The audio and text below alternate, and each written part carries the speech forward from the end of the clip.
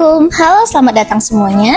Kami dari kelompok 8 akan membawa kalian untuk mengenal negara Papua Nugini, negara tetangga Indonesia yang kaya akan kekayaan luar biasa alamnya yang jarang sekali dibahas.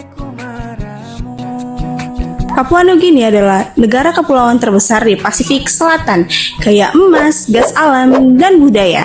Tetapi juga terdapat banyak tantangan yang menarik untuk kita kaji. Dalam video ini kami akan membahas bagaimana negaranya serta keunikan yang dimiliki oleh Papua Nugini dan 3 masalah utama yang mereka hadapi, politik, ekonomi, dan iklim. Kami juga akan menutup dengan simulasi roleplay diplomatik. Selamat menyaksikan. Papua Nugini atau yang biasa dan secara resmi disebut dengan Independent State of Papua Nugini letaknya di bagian barat daya Pasifik, yaitu tepat di timur laut Australia dan berbatasan langsung dengan Indonesia di bagian barat yang luasnya sekitar 462.000 km persegi, terdiri dari satu pulau besar yaitu Nugini, ditambah lebih dari 600 pulau kecil dengan jumlah penduduk sekitar 10,3 juta jiwa yang tersebar di 22 provinsi di ibu kota Port Moresby. Papua Nugini merdeka pada tanggal 16 September 1975 setelah sebelumnya dikelola oleh Australia. Mereka menganut sistem monarki konstitusional bergaya Westminster, mirip Australia dan Inggris. Kepala negaranya yaitu Raja Charles III yang diwakili Gubernur Jenderal, sementara kepala pemerintahannya adalah Perdana Menteri James Marape. Fakta menarik tentang Papua Nugini ialah bahasanya yang terdiri dari 850 bahasa daerah dan menjadikan Papua Nugini sebagai negara dengan keberagaman bahasa terbanyak di dunia. Ada lebih dari 1.000 suku yang hidup berdampingan, masing-masing dengan budaya dan tradisi yang berbeda-beda. Kita masuk ke dalam keunikan dari negara Papua Nugini. Yang pertama yaitu festival budaya terbesar di Asia Pasifik, Festival Goroka Show dan Mohegan Cultural Show. Ini adalah festival budaya terbesar di kawasan Pasifik yang dimana ribuan penari dari seluruh penjuru Papua Nugini berkumpul dalam kostum adat yang sangat berwarna-warni. Tidak ada 2 kostum yang sama karena setiap suku punya identitas visualnya sendiri. Keunikan kedua adalah kekayaan alam lautnya. Teluk Mile di Papua Nugini diakui sebagai salah satu spot diving terbaik di dunia. Di sana terdapat dari 500 spesies sekarang runtuhan kapal perang dari Perang Dunia Kedua yang bisa dieksplorasi, sampai manta rai dan hiu paus yang berenang bebas. Para penyelam dari seluruh dunia menjadikan ini sebagai bucket list mereka. Keunikan ketiga yang paling mencengangkan, Papua Nugini punya lebih dari 850 bahasa daerah yang masih aktif digunakan. Untuk konteks, seluruh benua Eropa hanya punya sekitar 200 bahasa.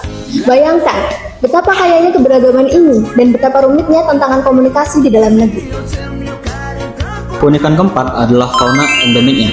Papua Nugini adalah rumah bagi 39 spesies cendrawasih atau bird of paradise, burung surga, yang tidak ditemukan di tempat lain di dunia.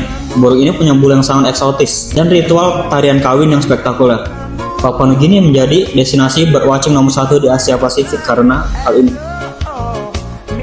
Jadi, Papua Nugini bukan sekedar negara kecil di Pasifik, ini adalah negara yang luar biasa kaya. Budayanya, alamnya, bahasanya, serta faunanya.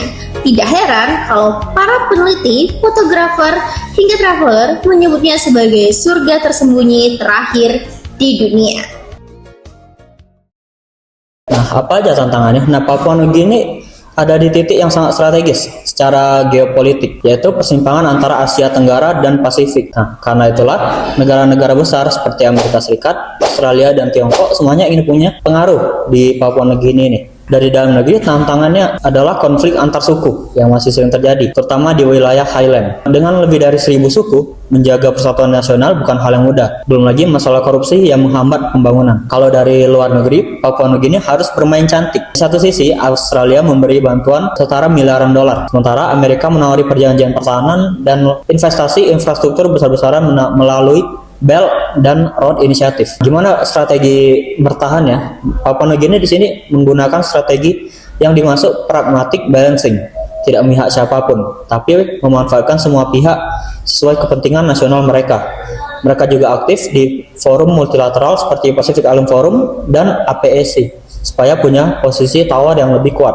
Di dalam negeri, mereka membentuk lembaga anti korupsi independen bernama ICAC. Papua Nugini ini kompleks banget dalam hal ekonomi.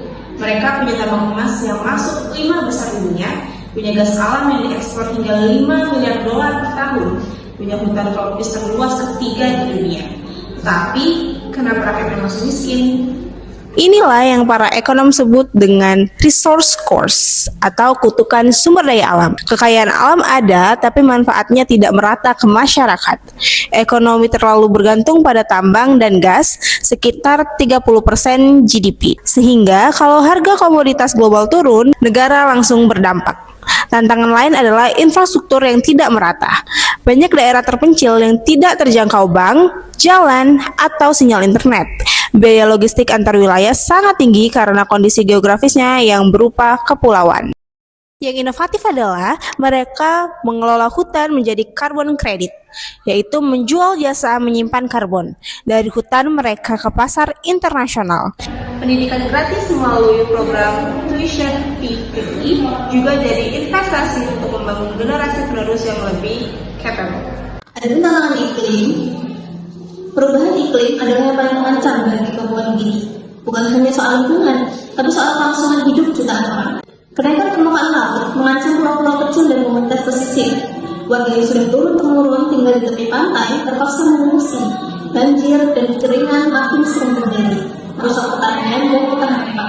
Yang paling bikin miris, Papua Nugini hampir tidak menyumbang emisi karbon. Tapi mereka yang paling merasakan dampaknya. Ini adalah ketidakadilan iklim yang nyata.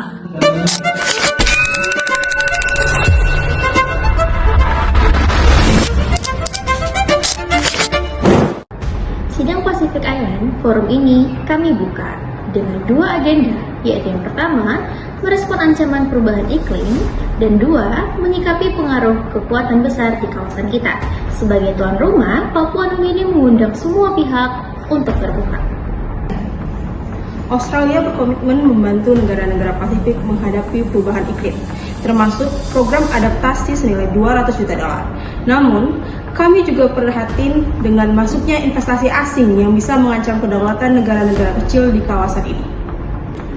Tiongkok hadir di sini sebagai mitra pembangunan, bukan ancaman. Semua investasi kami di kawasan Pasifik berdasarkan prinsip saling menguntungkan dan tidak ada intervensi politik. Kami percaya kemakmuran bersama adalah tujuan kita semua. Indonesia sebagai tetangga terdekat Papua Nugini mendukung penuh kedaulatan dan hak mereka menentukan mitra strategisnya sendiri. Kami hanya berharap forum seperti PIF ini tetap bebas dari kepentingan kekuatan besar manapun. Papua Nugini berterima kasih atas semua pernyataan, tapi izinkan kami menegaskan satu hal. Papua Nugini bukanlah sebuah objek. Kami adalah subjek. Kami tidak akan memilih satu blok atau satu kekuatan besar.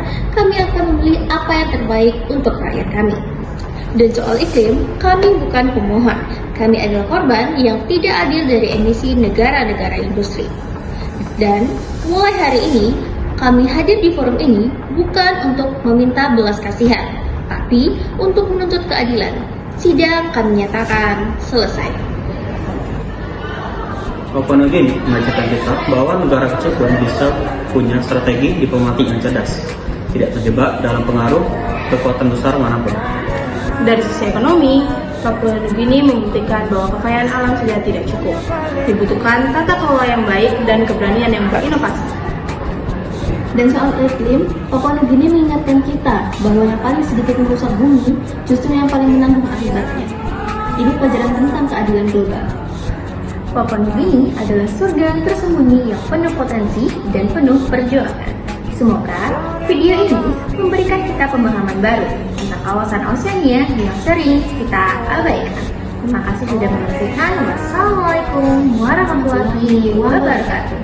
Dadah. Yang balik ku maramu